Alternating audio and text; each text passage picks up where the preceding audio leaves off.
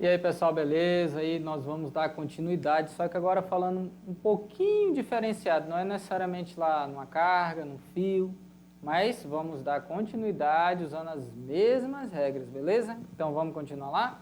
Então agora nós vamos para a aula de número 39. Qual é a aula de número 39? Força magnética, parte 3. Então, aplicação dos fenômenos relacionados à força magnética. Aonde nós podemos observar esses fenômenos, não é isso? Habilidade as mesmas das aulas anteriores, né? Que vai ser percorrido por corrente elétrica e movimento de cargas, né? Que é a corrente elétrica. Bom, aplicação dos fenômenos relacionados à força magnética. Então, aonde eu tenho essas aplicações? Sempre o aluno pergunta, aonde eu vou usar isso? Aonde eu vejo? Então, vamos lá. A aplicação da força magnética sobre um condutor, então ele é percorrido por uma corrente e imerso em um campo magnético. É o que nós já vimos várias e várias vezes aqui. Se dá em diversos aparelhos elétricos. Aí você pode parar para pensar, qual? Aí existe uma pergunta bem simples. Pessoal, vocês aí, já abriram um ventilador, por exemplo? O ventilador mesmo está ali na sua frente, girando e tudo mais. Se você desmontar ele, você vai ver que bem no meio dele tem um rotor. Lá atrás tem o pessoal chama de bucha, né, onde segura. Não chega a ser um rolamento, mas é onde vai fixar o rotor, que é o induzido lá. Ele não toca em nada, não tem uma corrente, não tem nada forçando ali uma engrenagem.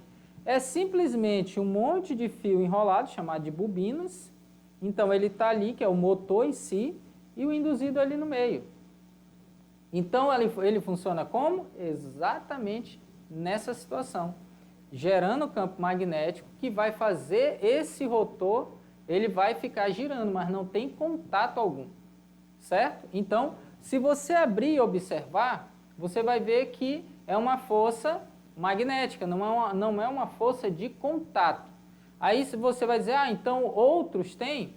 Vários, furadeira, parafusadeira, liquidificador, secador de cabelo, vários, todos que girem. Então, faz girar, é um motor elétrico, certo? Então, vamos lá, continuando. Então, aí, quando uma carga elétrica penetra em um campo magnético uniforme, que foi o primeiro que nós vimos, verifica-se que essa carga fica sujeita a uma força magnética, também chamada de força de Lorentz. A origem dessa força pode ser explicada sabendo que uma carga elétrica em movimento gera um campo magnético e este interage com o campo magnético da região onde a carga se movimenta. Então você vai pensar, como assim? Por exemplo, você tem um fio. Exemplo bem simples para observar isso. Se você chegar perto de fiações de alta tensão, ou perto de um fio comum mesmo, com uma bússola, se você colocar ali, passando corrente elétrica, você vai ver que vai afetar a direção da agulha da bússola.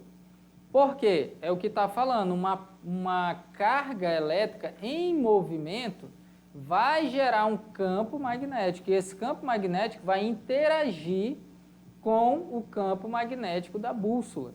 Então, toda carga que se movimenta, carga elétrica portadora de carga, uma partícula portadora de carga elétrica vai se mover e vai gerar um campo magnético. Esse campo magnético vai interagir com outros, de um ímã ou de outro objeto, é o campo magnético da Terra, né?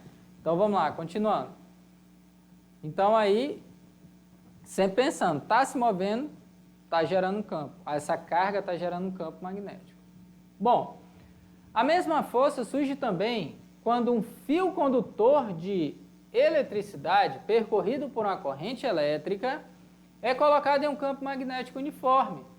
A mesma força surge também quando um fio condutor de eletricidade percorrido por uma corrente elétrica é colocado em um campo magnético.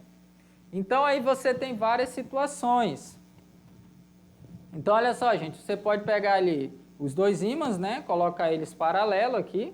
Então, vai ter um campo magnético ali no meio. Se passar uma carga, ela vai ser afetada e ela vai se deslocar. Se você colocar um fio paradinho, o que vai acontecer também? Ele vai se deslocar dependendo do sentido do campo magnético e do sentido da corrente elétrica. Só que nessa aula vocês vão ver que existem aplicações e depois, até com alguns movimentos, você consegue gerar uma corrente elétrica através de ímãs, tá? Mas isso é um pouco mais para frente. Vamos lá, continuando. Então, existem várias situações aí. A força magnética que age sobre o fio condutor percorrido por uma corrente elétrica, quando imerso em uma região onde há um campo magnético, é usado em uma grande quantidade de aparelhos que eu já até falei, né? Motores, amperímetro, voltímetro, galvanômetro. Só que aqui amperímetro e voltímetro, na realidade nós usamos mais o multímetro, né? Que tem todas essas opções. E motores em geral, a maioria dos motores que usa eletricidade. Ou um motor a combustão que gera eletricidade, o que nós chamamos de gerador, que é um conversor, né? Uma aplicação bem básica aqui, ó, aplicações práticas da força magnética sobre condutores. Então, o que acontece? Observe aqui, ó, que eu tenho um ímã em forma de U. De um lado do disco, polo norte, e do lado que você está observando, polo sul. O que ele está dizendo? Que o campo é do norte para o sul. Beleza, você vai e coloca ali esse disco. Esse disco está em contato com um líquido aqui embaixo, ó, que vem uma corrente elétrica. Então, essa corrente elétrica ela vai passar pelo disco e vai sair por aqui, ó, porque aqui tem um contato também. Ó. Então, vai passar pelo disco nessa direção de A, tá vendo aqui? Subindo por A aqui, ó, e saindo por aqui por cima. A rotação aí anti-horária, né, que você está vendo. Uma das primeiras aplicações da força magnética sobre condutores foi na construção do motor elétrico rudimentar, a roda de Barlow. Então você percebe, mas por que isso? Pessoal, vocês têm que entender uma coisa, nem todo experimento, ele é aquele da NASA, não, aquela coisa, isso e aquilo, e vai montar e vai... Não é aquela ideia grandiosa, tem que surgir de algo simples. E várias coisas simples funcionando ao mesmo tempo vai se tornando complexo. Mas cada um tem um conceito básico, que ele vai sendo evoluído. Hoje em dia, qual é a ideia das montadoras? É produzir carro elétrico. Aí entra a questão econômica, entra a questão ambiental, entra várias outras. Mas para começar, um motorzinho simples.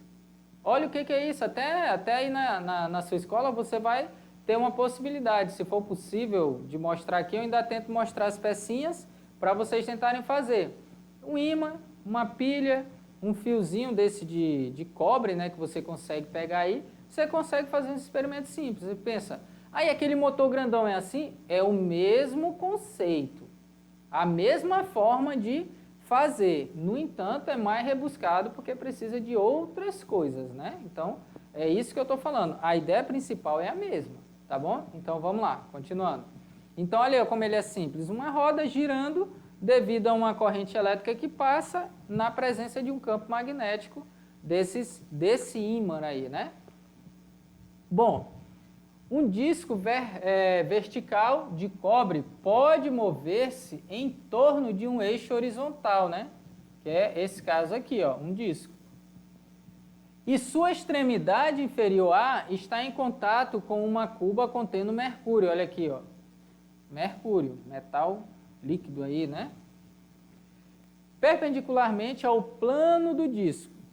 Na mesma região entre O e A, estabelecemos o campo magnético de indução. Olha aqui, ó, entre O e A, que ele fala, é o centro e a base aonde está passando a corrente elétrica. Então, aqui é a ideia principal. Então, o disco, como está em contato aí com o mercúrio vai conduzir, é um metal líquido, conduz até melhor que a água, né? Que a água tem que estar salinizada, água pura, H2O em si não. Água destilada ela não vai conduzir energia elétrica, tem que ter sais minerais, então o mercúrio é muito melhor. Bom, então a ideia principal aí, beleza, né? Ímã, disco de metal, passou uma corrente elétrica, eu consigo fazer ele girar.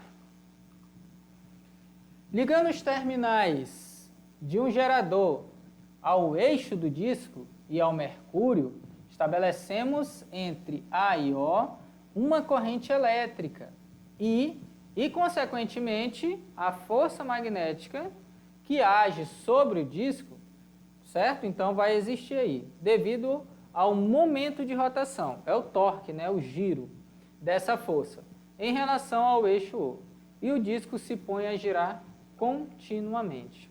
Então, aí vocês viram que ele tem todo o mecanismo, né?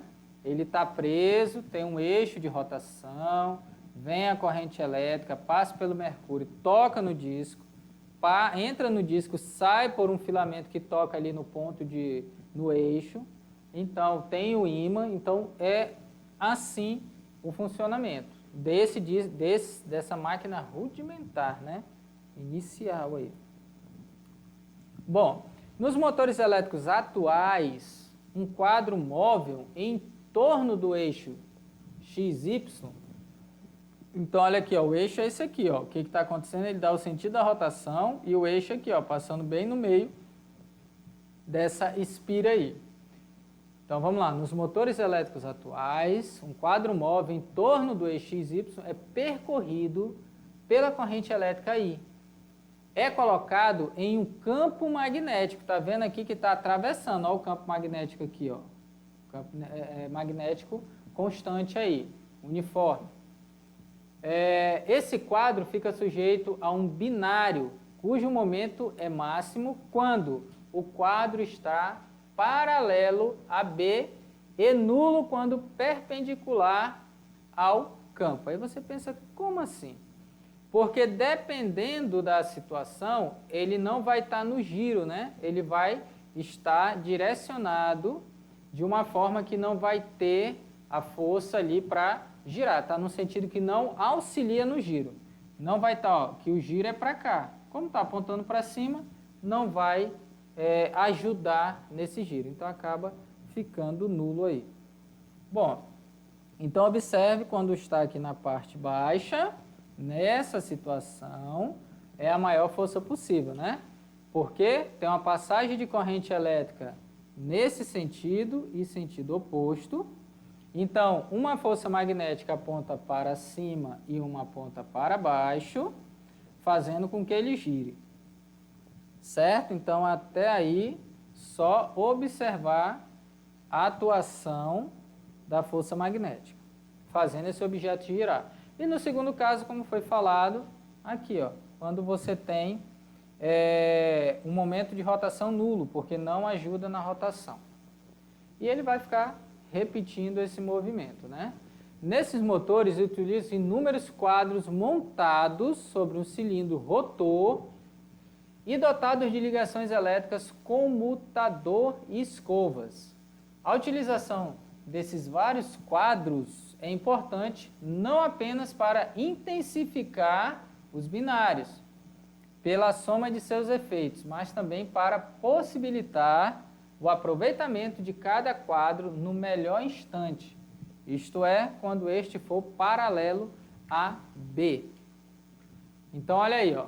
Ao atingir a posição de momento de rotação nulo, o sentido da corrente no quadro é invertido pelo comutador, garantindo uma rotação contínua no mesmo sentido. O que acontece? Deixa eu voltar aqui para vocês, olha só. Se aqui está nesse sentido, quando ele fosse passar do outro lado, o que ia acontecer? Ele ia acabar fazendo essa espira que está desse lado, quando girasse para cá, tem uma força magnética contrária, não continuaria. Então, pessoal, olha só, o que acontece? Se a corrente elétrica está nesse sentido, né? Daí você faz a regrinha, beleza, está indo para cima.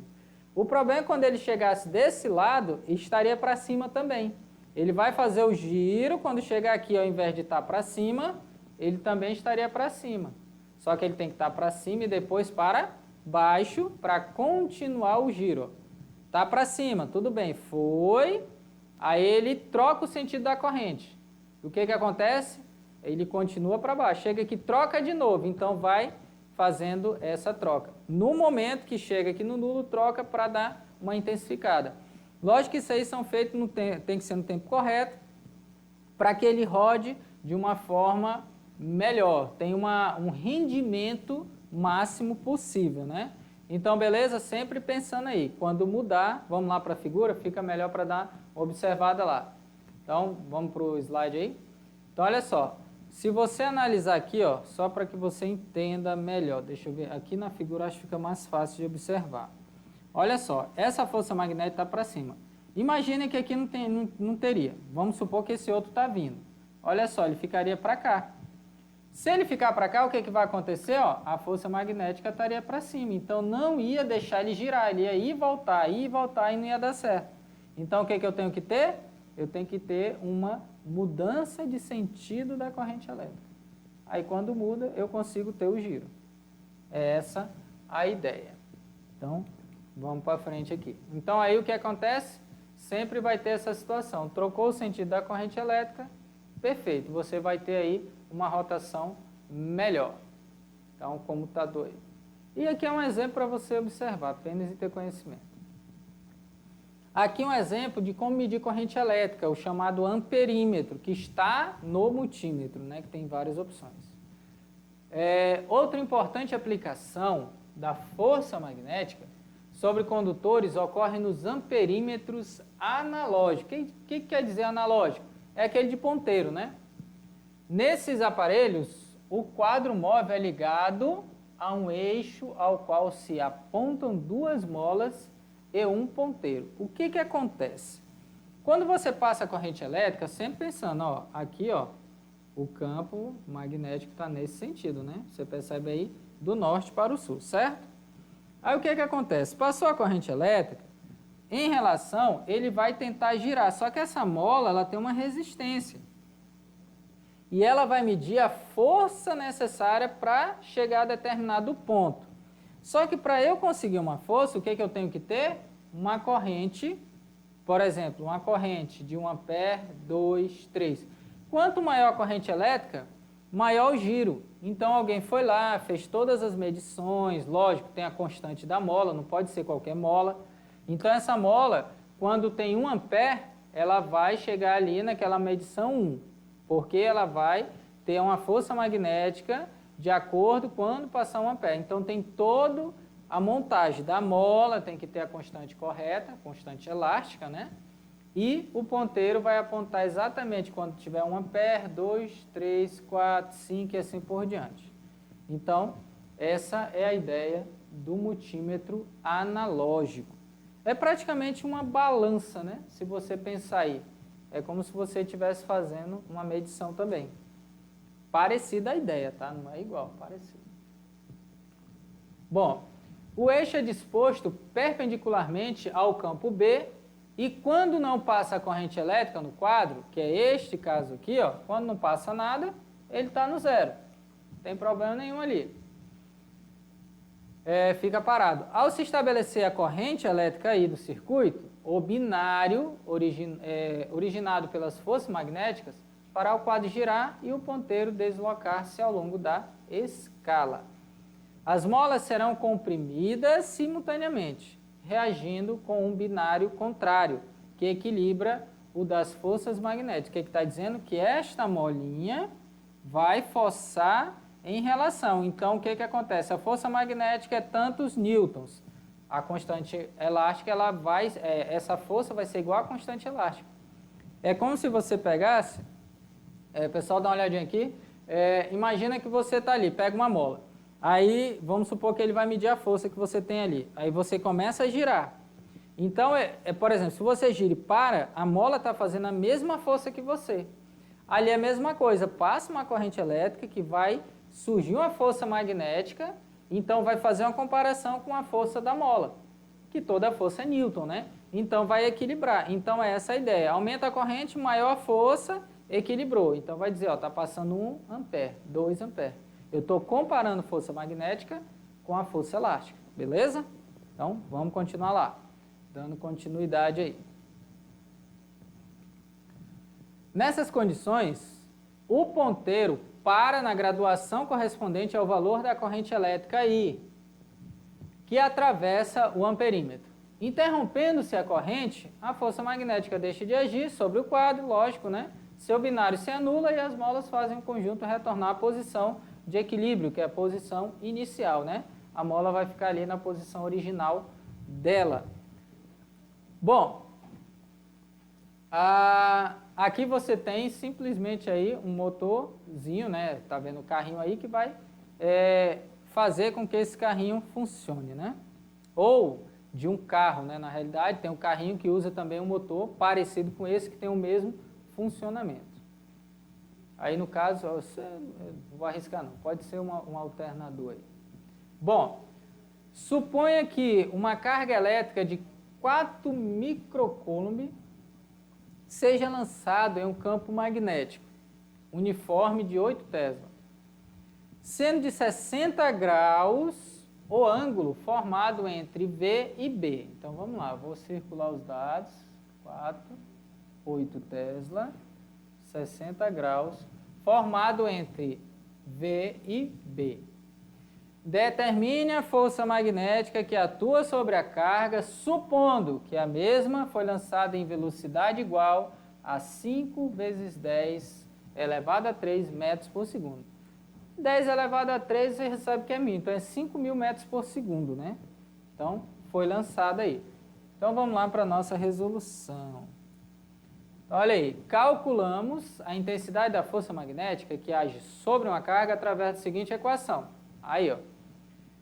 Força magnética, lembra lá na aula de número 1, lá, parte 1, carga, velocidade e campo magnético. Ah, professor, lá tinha B, Q e V. Não interessa a ordem. A ordem dos fatores não altera o resultado final, que é o produto, né? O produto não vai ser alterado. Substituindo os valores que foi dado na questão, valor da carga, valor da velocidade, valor do campo e o seno de 60. O que acontece? Você multiplica 4 vezes 5, certo? 20. 2 vezes 8, ou 20 vezes 8, né? 160. 2 vezes 8, 16, coloca um zero. 10 a menos 6, repete a base, subtrai os expoentes. Então, vai ficar 10 elevado a menos 6 mais 3, que dá menos 3. E seno de 60, raiz de 3 sobre 2, né? Que é o valor de seno de 60. Bom, eu simplesmente divido 160 por 2, dá 80. Multiplicando pela raiz de 3, 1,7, alguma coisinha, você vai ter aí aproximadamente 137 vezes 10 a menos 3, certo? O que você pode fazer? Transformar em notação científica, ou até dar o resultado direto, se ficaria 0,14, mas você pode voltar. Ah, professor, mas para onde foi o 37? 37 está mais perto de 40, né? Como se você colocasse 1,40. Aproximado. Lembra que aqui nós estamos colocando a aproximação, tá? Então, passa a vírgula 2 vezes para a esquerda, certo? Aqui, ó, tá aqui, né? 1, 2. Soma 2 na potência e você vai ter menos 1. Aproximadamente 1,4 vezes 10 a menos 1 Newton. Então, aí uma questão trabalhando novamente regras de matemática. Acredito que vocês não vão ter nenhum problema para fazer, esquematizar a questão, né? Os dados estão fáceis, substituiu, aí a dificuldade vai ser lembrar a regrinha matemática e não errar cálculo, né? Tem que prestar atenção.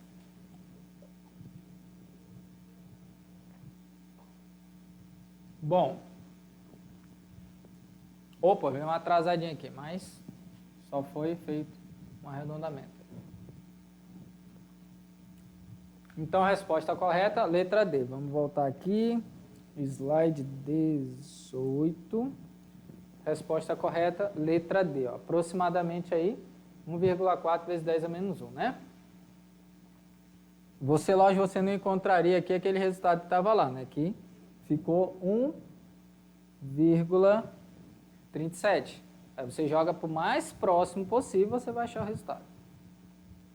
Bom, exemplo 2.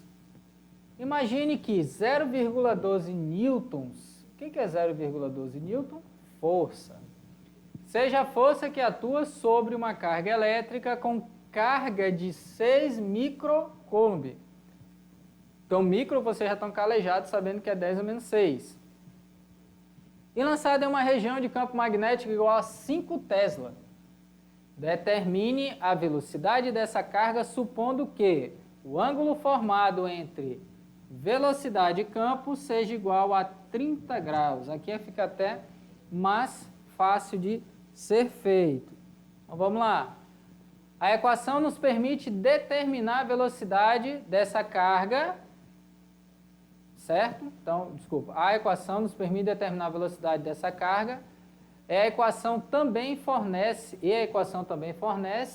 a força magnética, né?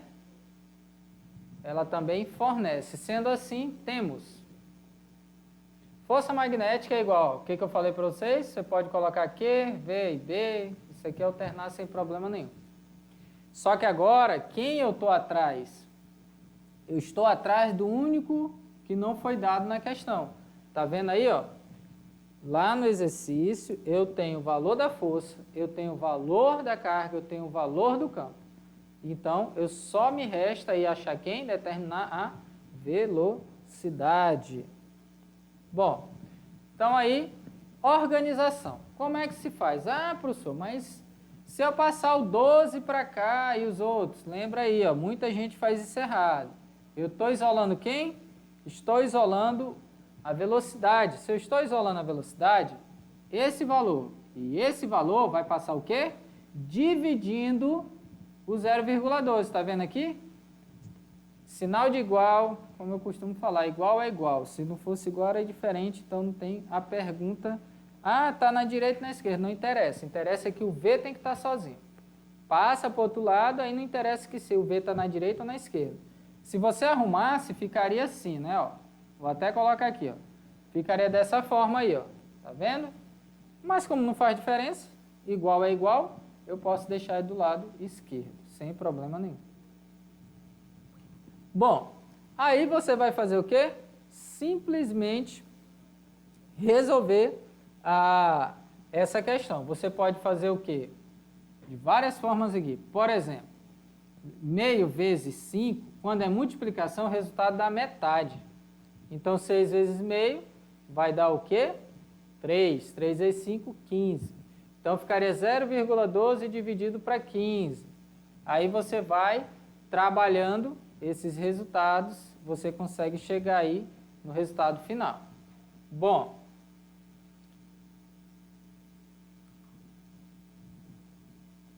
aí deu 0,008 vezes 10 a menos 6.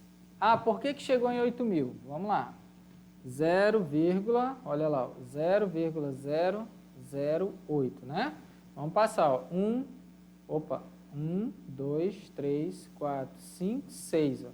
Então, aqui eu tenho 0, aqui eu tenho 0, aqui eu tenho 8. Outro. Então, eu tenho 8.000. Por isso que eu cheguei nesse resultado aí. Pessoal, dá uma olhadinha aqui.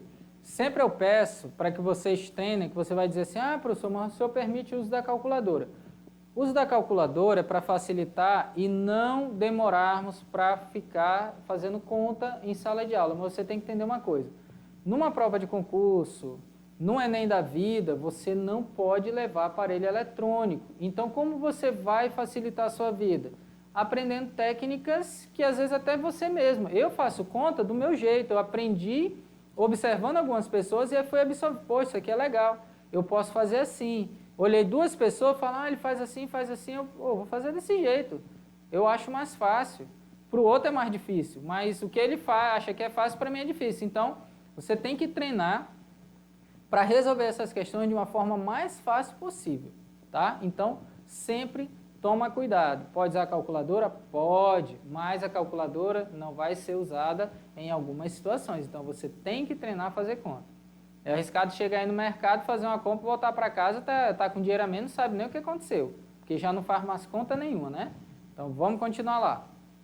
Então, vamos para o slide. Então, toma cuidado. Fazer algumas contas de cabeça ajuda muito, certo? Mais um exemplo. Uma carga elétrica submetida a um campo magnético sofre sempre a ação de uma força magnética. Olha o que está falando. Uma carga elétrica submetida a um campo magnético sempre vai sofrer a ação da força magnética. Vamos lá, pessoal, olha aqui. Peguei uma partícula, jogo ela, certo? Só que aí pensa, mas aonde está o campo? Vamos pensar, o campo está aqui. Perfeito, o campo está aqui. Eu vou pegar essa carga e vou jogar, ó, paralelo a ela. Ah, mas eu posso jogar aqui. Exato, perpendicular. Posso jogar com um ângulo diferente, né? Eu coloco aqui e faço um ângulo um pouquinho diferente, cruzando, certo? Inclinado. Só que nessa posição, se eu colocar aqui e a partícula for paralela ao campo, o que eu tenho? Eu não tenho força magnética.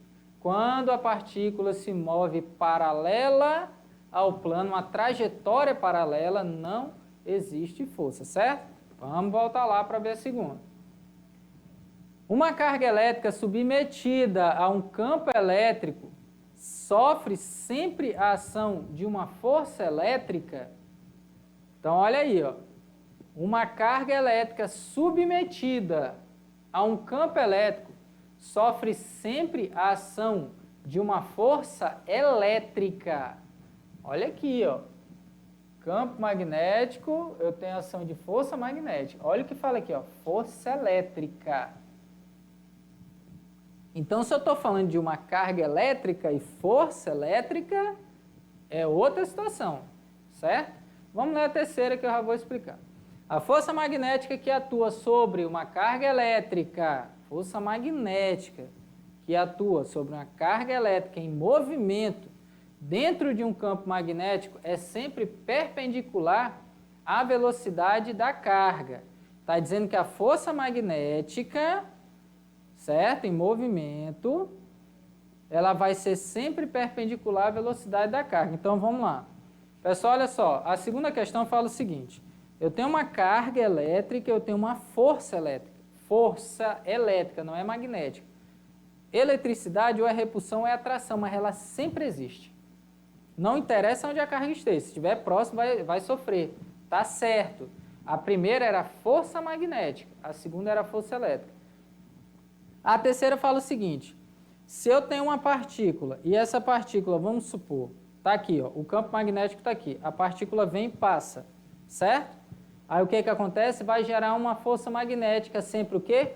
Perpendicular à força. Se ela está vindo aqui, perpendicular para cima. Se ela tivesse vindo de lá, perpendicular para baixo, mas sempre é saindo do plano do campo magnético e da velocidade, certo? Se o plano é aqui, a força magnética é para cima. Então, vamos lá? Então, questão 2, a afirmativa 2 e a afirmativa 3 estão corretas. Então, lembrando que a primeira... movimento de uma carga, se está paralelo, não tem força magnética. Mas uma carga elétrica com força elétrica, os dois são fenômenos elétricos. Vai ter algum tipo de força, atração ou repulsão, tá? E força magnética sempre perpendicular ao plano da velocidade da partícula com o campo magnético.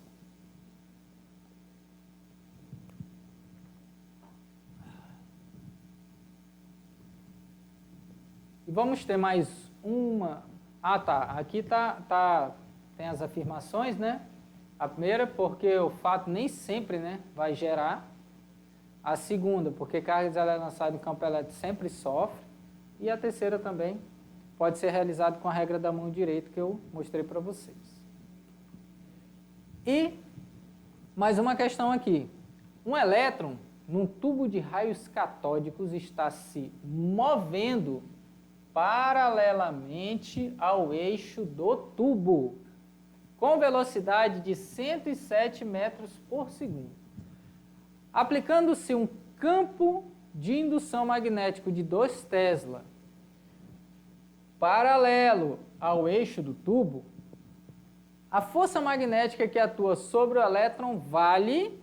Vamos lá. Deixa eu passar aqui 25. Bom, então vamos lá. Se a direção do deslocamento da carga elétrica, direção, tá vendo? Do deslocamento da carga elétrica for paralelo, lembra lá que eu falei paralelo? A direção do vetor de indução magnética, o ângulo θ será tal que seno é igual a zero, porque não tem ângulo nenhum. Os dois estão na mesma direção e mesmo sentido ou na mesma direção e sentidos opostos. A força magnética será igual a zero. Aplicando a equação... mas como assim? Seno de zero é zero. Ou 180 também, 180 graus também é zero. Então, não vai adiantar nada você tentar resolver aí. Então, questão nula. Aí uma questão bem simples. Aí você pensa, como assim? Pessoal, o que ele está falando é que lá tem um tubo, certo? Esse tubo, vamos dizer que ele está nessa direção aqui. Essa partícula, ela vai se mover dentro do tubo, certo? Está passando ali. O que que ele faz? Ele gera um campo magnético dentro do tubo, na mesma direção da carga.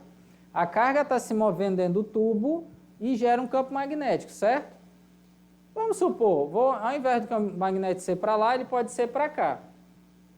O sentido não importa. O que importa é que está na mesma direção. Logo, eu não tenho força magnética, lembra? Quando que eu vou ter? Quando não é paralelo. Tem que ser 90? 90 é o maior valor da força magnética quando a carga vem em 90 graus com o campo magnético. Mas se não for 90 graus, não, professor, não é 90, é 30. Vai afetar também, você vai usar componente, né? Lembra? Vai fazer uma paralela e outra perpendicular e vai usar ela, que é aquele x e o y lá na decomposição de vetores. Perfeito. Mas se você ler que é paralelo, você não perde nem seu tempo. Carga paralela ao campo não sofre ação nenhuma, né? Não sofre ação nenhuma de força magnética. Beleza? Então, pessoal, já já a aula continua.